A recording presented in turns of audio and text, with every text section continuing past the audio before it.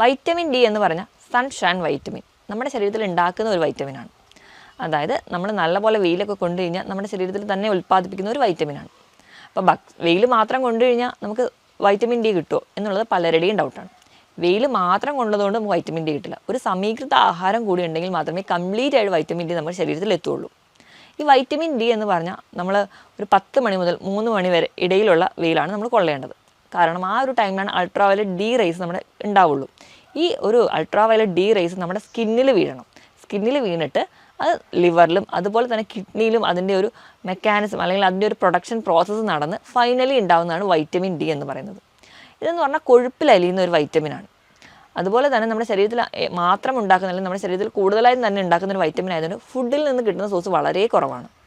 അപ്പം വെയിൽ കൊള്ളുന്നതിനോടൊപ്പം സമീകൃത ആഹാരം എന്ന് പറഞ്ഞത് നമ്മുടെ പ്രോപ്പറായിട്ടുള്ള ഒരു ലിവറിൻ്റെയും കിഡ്നിയും ഒക്കെ ഉണ്ടെങ്കിൽ മാത്രമേ വൈറ്റമിൻ ഡി നമുക്ക് ശരീരത്തിൽ ഉണ്ടാവുള്ളൂ. അപ്പോൾ ഇന്ത്യയിൽ ഇത്രയും അധികം ആൾക്കാർക്ക് ഈ വൈറ്റമിൻ ഡി കുറയാനുള്ള ബേസിക് കാരണം എന്ന് പറഞ്ഞിട്ടുണ്ടെങ്കിൽ ലിവറും കിഡ്നിയും ഒന്നും പ്രോപ്പറായിട്ട് ഫങ്ഷൻ ചെയ്യുന്നില്ല. നമ്മളിന്ന് നോക്കിക്കഴിഞ്ഞാൽ ഒരുപാട് പേർക്ക് ഫാറ്റി ലിവർ ഉണ്ട്. അപ്പം അവിടെയും ഒരു കംപ്ലീറ്റ് ആയിട്ട് അല്ലെങ്കിൽ ഒരു വൈറ്റമിൻ ഡിയുടെ പ്രൊഡക്ഷൻ കറക്റ്റായിട്ട് നടക്കുന്നില്ല. മിക്ക ആൾക്കാർക്കും ഡയബറ്റീസ് ഉണ്ട്. ഡയബറ്റീസ് അൺകൺട്രോളായി പോയി കഴിഞ്ഞാൽ ഏറ്റവും ആദ്യം ബാധിക്കുന്നത് ഒരു കിഡ്നീനെയാണ്. അങ്ങനെ കിഡ്നിയും പ്രോപ്പർ അല്ലാത്തത് കൊണ്ടാണ് നമ്മുടെ രാജ്യത്ത് ഇത്രയും അധികം വൈറ്റമിൻ ഡി കുറഞ്ഞ ആൾക്കാർ കാണുന്നത്. അപ്പോൾ വൈറ്റമിൻ ഡിയുടെ സോഴ്സ് ഒന്ന് നമ്മുടെ ഭക്ഷണം എടുക്കുകയാണെങ്കിൽ കോഡ് ലിവർ ഓയിലാണ്. കോഡ് ലിവർ എന്ന് പറഞ്ഞാൽ കുറച്ച് നെയ്യൊക്കെയുള്ള മത്സ്യങ്ങൾ, അതുപോലെ തന്നെ മത്തി, അയല, നെത്തോലി പോലെയുള്ള മത്സ്യങ്ങളൊക്കെ കാണാം. അല്ലെങ്കിൽ നമുക്ക് കോഡ് ലിവർ ടാബ്ലറ്റ് ആയിട്ട് നമുക്ക് കിട്ടാറുണ്ട്.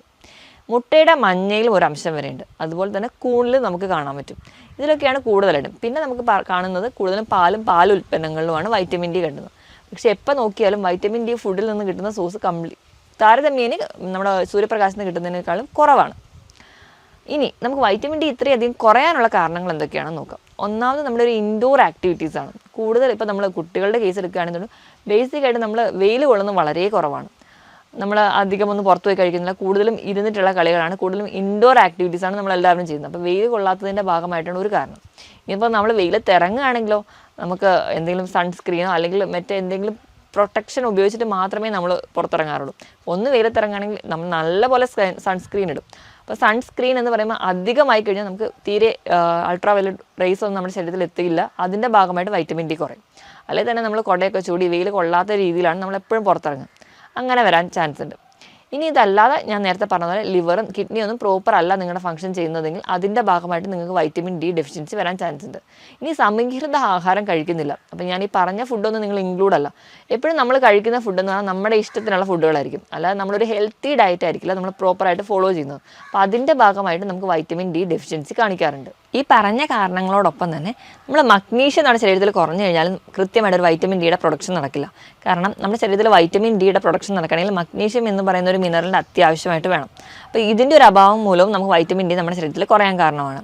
ഇനി എന്തൊക്കെയാണ് നോർമലി വൈറ്റമിൻ ഡിയുടെ ഫങ്ഷൻസ് എന്ന് നോക്കാം. ഏറ്റവും ആദ്യം പറഞ്ഞു കഴിഞ്ഞാൽ എല്ലുകളുടെയും പല്ലുകളുടെയും ഒക്കെ ഒരു ബലത്തിന് വേണ്ടിയിട്ടാണ്. അപ്പോൾ നമ്മുടെ ഒരുപാട് കേസസിൽ നമ്മൾ വൈറ്റമിൻ ഡി ടെസ്റ്റ് ചെയ്യാൻ നമ്മൾ തന്നെ മുൻകൈ എടുക്കുന്നത് നമുക്ക് മിക്കവാറും വേദനകൾ അല്ലെങ്കിൽ തേയ്മാനമൊക്കെ വന്നു തുടങ്ങുമ്പോഴാണ്. അപ്പോൾ ഏറ്റവും ആദ്യം നമ്മുടെ വൈറ്റമിൻ ഡി എന്ന് പറഞ്ഞാൽ നമ്മുടെ ശരീരത്തിൽ അല്ലെങ്കിൽ നമ്മുടെ ബോഡിയിൽ അല്ലെങ്കിൽ നമ്മൾ ആമാശയത്തിലൂടെ അബ്സോർബ് ചെയ്തെടുക്കുന്ന കാൽസ്യത്തിനെ കൃത്യമായിട്ട് അബ്സോർബ് ചെയ്യാൻ വേണ്ടി സഹായിക്കുന്ന വൈറ്റമിൻ ഡി ആണ്. നമ്മൾ ഒരുപാട് കാൽസ്യം അടങ്ങിയ ഭക്ഷണം കഴിക്കുന്നുണ്ട്.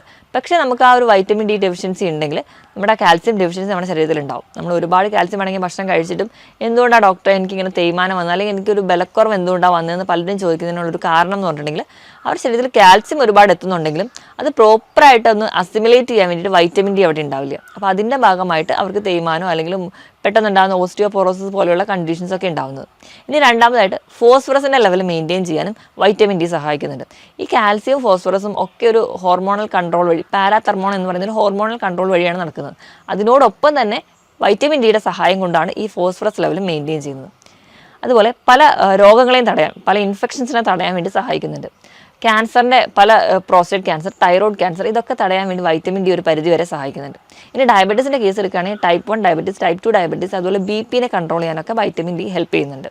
അപ്പോൾ ഇതൊക്കെയാണ് നോർമലി വൈറ്റമിൻ ഡിയുടെ ഫങ്ഷൻസ്. ഇനി വൈറ്റമിൻ ഡി കുറഞ്ഞു കഴിഞ്ഞാൽ നമ്മൾ എങ്ങനെ തിരിച്ചറിയും, എന്തൊക്കെ ലക്ഷണങ്ങളാണ് കാണിക്കുന്നതെന്ന് നോക്കാം. ഏറ്റവും ആദ്യം തന്നെ നമുക്ക് കണ്ടിന്യൂസ് ആയിട്ടുള്ള ബോൺ പെയിൻ അല്ലെങ്കിൽ മസിൽ പെയിൻ, ജോയിൻറ്റ് പെയിൻ ഒക്കെയാണ് പറയുക.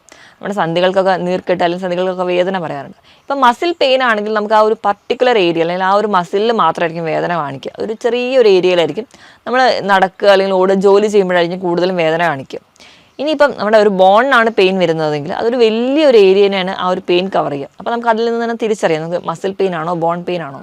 കൂടുതലും ഈ സന്ധികൾക്ക് വേദന, എല്ലിനൊക്കെ തേയ്മാനം വരുന്നതൊക്കെ ഈ ഒരു വൈറ്റമിൻ ഡി കുറയുന്നതുകൊണ്ട് നമ്മൾ കഴിച്ച ഭക്ഷണത്തിൽ നിന്ന് കാൽസ്യത്തിനെ അബ്സോർബ് ചെയ്തിട്ട് കാൽസ്യത്തിൻ്റെ ലെവൽ ബ്ലഡിൽ നിലനിർത്തുക. വേണ്ട രീതിയിൽ നിലനിർത്തി കഴിഞ്ഞാൽ മിച്ചം വരുന്ന കാൽസ്യത്തിനെ എല്ലാം നമ്മൾ കൊണ്ടുപോയി ഡിപ്പോസിറ്റ് ചെയ്യുക, അല്ലെങ്കിൽ എല്ലാം കൊണ്ട് എല്ലിലാണ് അടിയുന്നത്. അപ്പോൾ നമ്മൾ കഴിക്കുന്ന ഭക്ഷണത്തിൽ കാൽസ്യത്തിൻ്റെ ലെവൽ കുറയാൻ, അല്ലെങ്കിൽ വൈറ്റമിൻ ഡിയുടെ ലെവൽ കുറയുന്ന സമയത്ത് എല്ലിൽ നിന്ന് എല്ലാ കാൽസ്യവും വലിച്ച് രക്തത്തിലേക്ക് കൊണ്ടുവരും, ആ ഒരു ലെവൽ മെയിൻറ്റെയിൻ ചെയ്യാൻ വേണ്ടി. അങ്ങനെ വരുമ്പോഴാണ് നമുക്ക് ഈ ഓസ്റ്റിയോപോറോസിസ് പോലെയുള്ള കണ്ടീഷൻ ഉണ്ടാവുക. അതിൻ്റെ ഭാഗമായിട്ടാണ് നമ്മൾ കണ്ടിന്യൂസ് ആയിട്ട് ഒന്ന് വീഴുമ്പോഴത്തേക്കും പെട്ടെന്ന് എല്ലുകൾ പൊട്ടുക. നമുക്ക് തന്നെ അറിയാം, ബാത്റൂമിലൊക്കെ വീഴുമ്പോഴത്തേക്കും പെട്ടെന്ന് കൈയിൻ്റെ എല്ല് പൊട്ടി, അല്ലെങ്കിൽ ചെറിയ വീഴ്ചയിൽ പോലും നടുവിന് ഡിസ്ക് തെന്നി മാറി എന്നൊക്കെ പറയുന്നത് ഈ ഒരു വൈറ്റമിൻ ഡിയുടെ കുറവ് അല്ലെങ്കിൽ കാൽസ്യത്തിൻ്റെ കുറവ് കൊണ്ടാണ്. അപ്പം ഇങ്ങനെ വരുന്ന കണ്ടീഷൻസിലൊക്കെ വൈറ്റമിൻ ഡി ലെവലാണ് ആദ്യം തന്നെ ചെക്ക് ചെയ്യേണ്ടത്. ഇപ്പോൾ കുട്ടികളിലാണെങ്കിൽ പോലും ഇപ്പം പെട്ടെന്ന് തന്നെ കാലിന് വൈകുന്നേരം ആകുമ്പോഴത്തേക്ക് കളിച്ച് കഴിഞ്ഞ് വരുന്ന സമയത്ത് അവർ പറയുന്നത് കാലിന് വേദന വരുന്നു, അല്ലെങ്കിൽ ജോയിൻസിന് വേദന പറയാം. ഇപ്പം ഇവിടെയും തന്നെ കാൽസ്യം കുറവായിരിക്കും, അതുപോലെ തന്നെ വൈറ്റമിൻ ഡി കുറവായിരിക്കും. ഇപ്പോൾ കുട്ടികളിലാണെങ്കിലും വൈറ്റമിൻ ഡി അത്രയും ഇമ്പോർട്ടൻ്റ് ആയതുകൊണ്ടാണ് നമ്മൾ ജനിച്ച് വീഴുന്ന ആ ഒരു ടൈം തൊട്ട് ഒരു വയസ്സ് വരെ കൃത്യമായിട്ട് വൈറ്റമിൻ ഡി സപ്ലൈ ചെയ്യാൻ പറയുന്നത്. കാരണം വൈറ്റമിൻ ഡി ഉണ്ടെങ്കിൽ മാത്രമേ കാൽസ്യം കറക്റ്റായിട്ട് മെറ്റബോളൈസ് ചെയ്യുള്ളൂ. ഇനി രണ്ടാമതെന്ന് പറഞ്ഞിട്ടുണ്ടെങ്കിൽ ഇൻഫെക്ഷൻസ് ഒക്കെ തടയുന്നുണ്ട്. ഇപ്പോൾ ഈ അടുത്തിടെ ആയിട്ടുള്ളൊരു പഠനത്തിൽ പറയുന്നത് TB ഉള്ള ഒരുപാട് ആൾക്കാരെ നോക്കിയപ്പോഴും അതിലൊക്കെ കാണുന്നത് ഈ ഒരു വൈറ്റമിൻ ഡിയുടെ കുറവ് കാണുന്നുണ്ട്. അപ്പം ഈ ഒരു വൈറ്റമിൻ ഡി എന്ന് പറയുന്നത് ഈ ഒരു കണ്ടീഷൻ ഈ ഒരു കേസിൽ പഠിച്ച പോലെ തന്നെ പല രോഗങ്ങളെയും തടയാൻ വേണ്ടി സഹായിക്കുന്നുണ്ട്.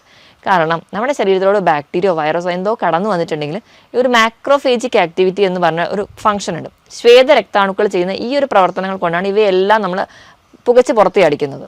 അപ്പോൾ വൈറ്റമിൻ ഡി ആണ് ഈ ഒരു പ്രവർത്തനത്തിന് സഹായിക്കുന്നതെന്ന്. അപ്പോൾ ഈ ഒരു പ്രവർത്തനം നടക്കാത്തതുകൊണ്ടാണ് മിക്ക കുട്ടികളുടെ കേസിലൊക്കെ, അല്ലെങ്കിൽ മുതിർന്നവരായിക്കോട്ടെ, റിക്കറൻ്റ് ആയിട്ട് ഇൻഫെക്ഷൻ വരുന്ന കേസിൽ അലർജി, ആസ്മ അല്ലെങ്കിൽ ഡ്രൈ കഫ് ഒക്കെ കണ്ടിന്യൂസ് ആയിട്ട് പ്രസൻറ്റ് ചെയ്യുന്ന സമയത്ത്